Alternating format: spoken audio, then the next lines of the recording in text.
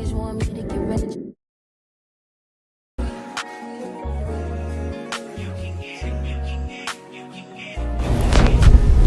9. Not everybody in Texas is pure. She is both hellfire and holy water, and the flavor you taste depends on how you treat her. Now that you can begin to get your affairs in order, you still have to cut ties with some things from your past. It's been a crazy experience. In 9 months, I've learned more about the people around me than I have in my entire life. Even though all the signs were there, I still decided to give them the benefit of the doubt and ignore the red flags. Outside of fulfilling all the requirements from the court to become a guardian, you also agree to fulfill what it takes. Sometimes life will send people and things to either destroy you or direct you. Not everyone you may think is worth keeping is meant to be kept. From pain to passion to purpose, that's the type of pressure to cut real diamonds. People change and people adapt. Before my mother passed away, I was already growing into the woman I'm supposed to be. When tragedy struck, the new woman I just found had to find herself again. Only this time she was better, bigger, brighter, and bolder than before. She had evolved. A frozen chill in the air, a still pause in time with no name to announce. She had a brush with death, and death brushed her hair. She had superseded expectations. Who would have expected? There are many types of toxic people in the world. From the creatures that steal all your time and have nothing to offer in return, to the heathens that suck up all your energy and try to see what they can accomplish with it instead. Regardless of your affliction, set some boundaries for yourself and put some distance between you and them.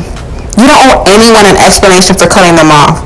So decide to spend more time with positive people or just stay to yourself.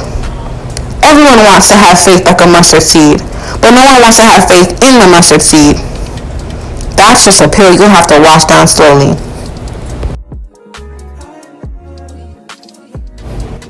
Here's a student's guide to learning from home. Set your space. Find an area in your house where you can sit comfortably and focus. Make it separate to your relaxation space, ideally away from the TV or other distractions. Exercise. Yoga is good exercise to start with to help relieve stress, especially if you haven't worked out in a while. Plan your day. If you have one already, stick to your schedule for yourself. If you just have a list of things to do, break it down into tasks and plan to do the hardest ones first when you have the most energy. Lessen your distractions. Harness your imagination and schedule some time out for yourself. Lock your phone away if you need to. Don't be afraid to ask someone to intervene. And change it up. A change of pace might be exactly what you need. Don't be scared to mix it up a little. Find a new hobby, take a last-minute trip, read a new book, learn new tricks, evolve. And take breaks. Get out once in a while. It's okay to take a break. Set up and ask for help. When things get tough, don't just push through it. Talk to someone and reach out for help, big or small. Oh, and journal it. Use a journal to track yourself and what's going on in your life. It'll help provide clarity. Hazard prevention and safety awareness. Be careful with yourself. Number 1, beware of spills. Irrational, unexplained, and unprovoked behavior can trigger your anxiety or PTSD. So clear the air and keep your room clean. Number 2, check the alarms. They try to intimidate you into getting their way by making you feel small. Number 3, know your surroundings. You normally feel mentally, physically, and emotionally drained after being around them. Number 3, know your surroundings. You normally feel mentally, physically, and emotionally drained after being around them.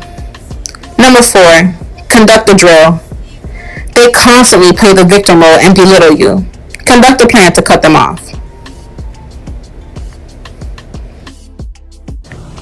Conclusion and next steps.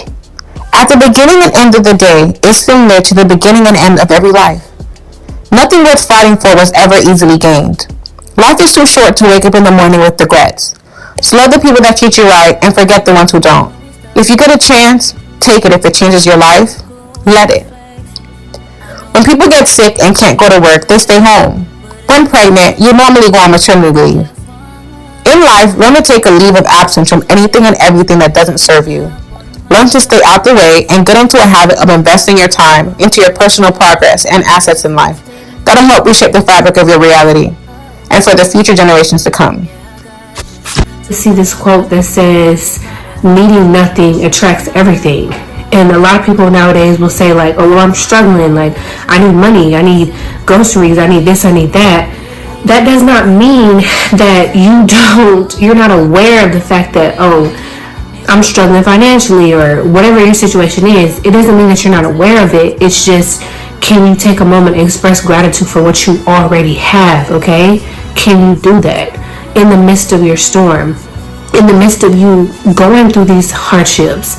It takes a very strong person to thank God and smile when you're having a hard time. And a lot of people right now are having a hard time, but very few people are having a hard time and are thanking God for waking up every day and having breath in their body, or their kids still being here, them still being healthy, you still got a roof over your head, or you still got food in the fridge. Like, I know everybody's situations is different, but whatever your situation is, if you're able to wake up every day and thank God and express gratitude for what you do have and not focus on what you don't have, which I get is easier said than done, that shows that I don't need anything I am not without, because I have everything I need with me right now, okay?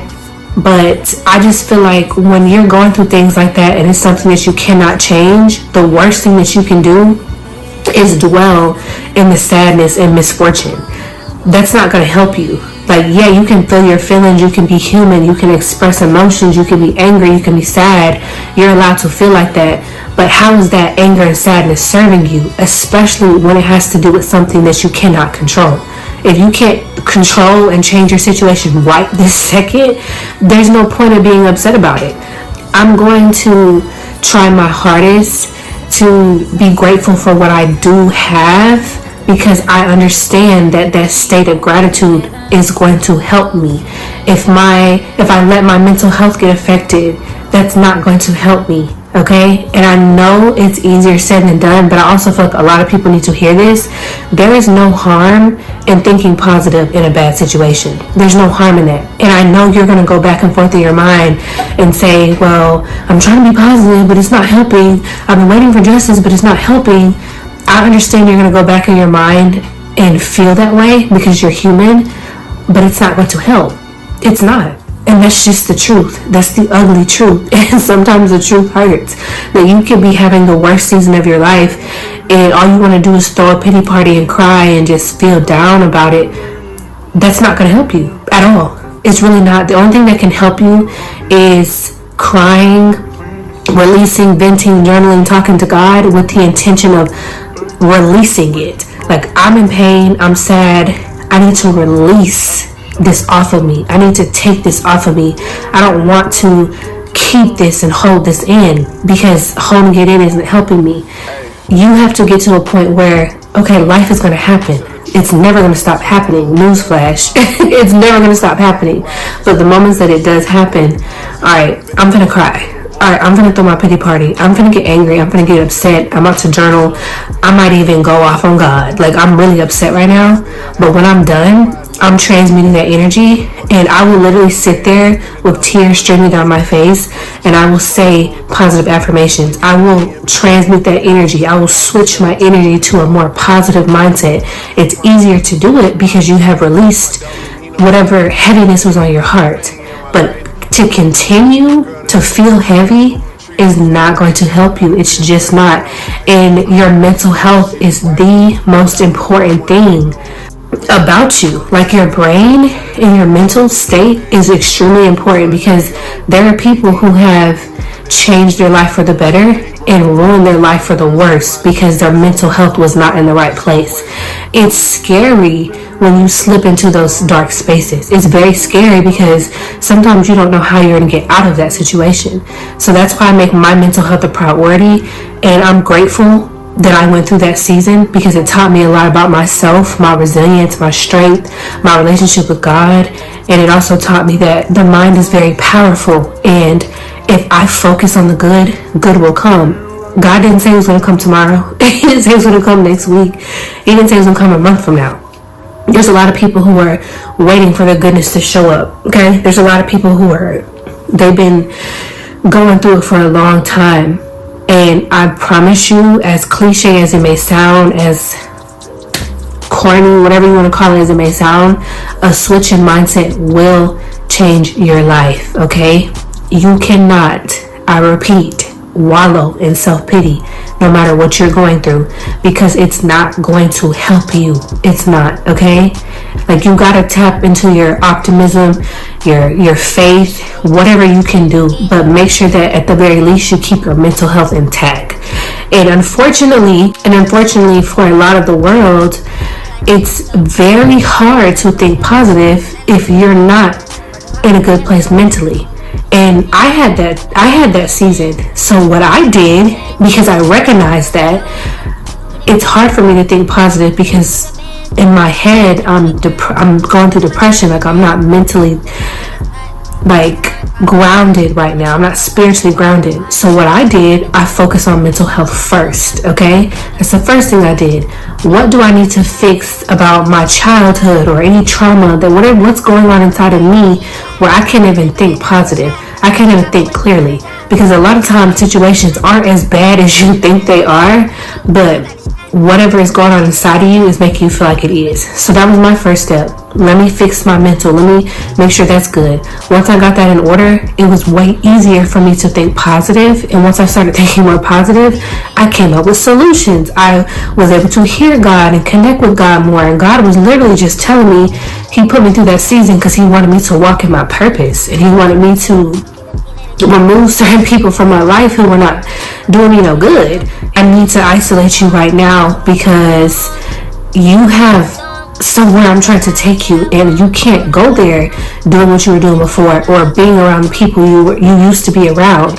So if I have to destroy your entire world basically to get your attention, I'm going to do it, because I see where you're going. You don't see where you're going, but I do. So I just need you to trust me, and that's what I did. So for whoever is going through this situation right now, where you may be feeling defeated or you may be feeling like things are not making sense, I really need you to try to think positive. A switch in mindset. And I know people are tired of hearing that. Oh, you just saying switch my mindset. You haven't even begun to do it. So how do you know it doesn't work? Have you ever tried to switch your mindset? Have you ever tried to stop thinking so negative? Yeah, I'm hacking Bree's blog because she left the phone. But shh, don't tell her. Have you ever tried to look on the positive side of things? Have you ever tried to work on your mental health? Have you ever tried to go to therapy? Have you ever tried? A lot of people who complain and say things don't work, they've never tried to do it. Like, things take time. Try to do it.